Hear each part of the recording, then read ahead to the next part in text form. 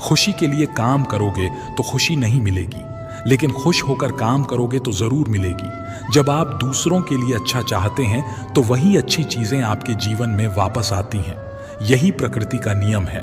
आपका मूल्य इससे तय नहीं होता कि आप क्या है, ये इससे तय होता है कि आप खुद को क्या बनाने की क्षमता रखते हैं। हंसता हुआ मन और हंसता हुआ चेहरा, यही सच्ची संपत्ति है। मनुष्य हमेशा अपने भाग्य को कोसता है, ये जानते हुए भी कि भाग्य से भी ऊंचे हमारे कर्म हैं।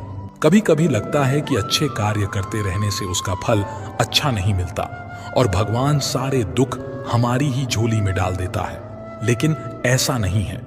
कभी भी जब पुण्य कार्य करें तो उसको ईश्वर पर समर्पित कर दें और मन में किसी भी तरह का भाव ना रखें। इस संसार में सब कुछ अंतवंत है।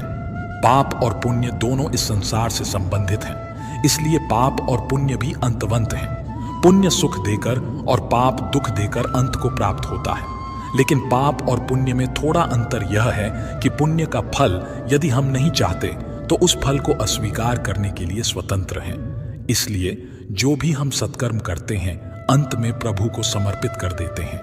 लेकिन यह सवाल उठता है कि क्या भगवान स्वीकार करेंगे? निश्चित स्वीकार करेंगे, क्योंकि भगवान ने स्वयं गीता में अर्जुन से कहा है, हे कुंती पुत्र, तुम जो भी करते हो, जो भी खाते हो, पवित्र यज्ञाग्नि में जो आहुति डालते हो, जो भी दान देते हो, जो भी तपस्या करते हो, वह सब मुझे अर्पित करते हुए करो। इसलिए जो भी कर्म करें भगवान को समर्पित करने के भाव से करें। इस प्रकार हम जो भी पुण्य कर्म करेंगे ईश्वर को साथ रखकर समष्टि के कल्याण की भावना से करेंगे और उसे ईश्वर को समर्पित भी कर देंगे, ताकि उस पुण्य का भी अभिमान न हो। देखो, पाप लोहे की जंजीर है तो पुण्य सोने की, बंधन दोनों में है। लोहे की जंजीर से छूटने का आदमी को मन भी करता है, लेकिन सोने की जंजीर से जो बंधा हुआ हो उसको वह बंधन प्यारा लगने लगता है। उसमें उसको धन नजर आता है, उससे छूटने का मन नहीं करता। गीता में श्री कृष्ण ने कहा है कि पुण्य कर्म मुझे समर्पित कर दे, मुझे अर्पण कर दे, नहीं तो उसके बंधन में बंधोगे। लेकिन जहां तक पाप कर्म की बात है तो कहा गया है कि वह भोगना ही पड़ता है। रामचरितमानस में निषाद राज गुह को राम जी का प्रेम यानी भक्ति मिली।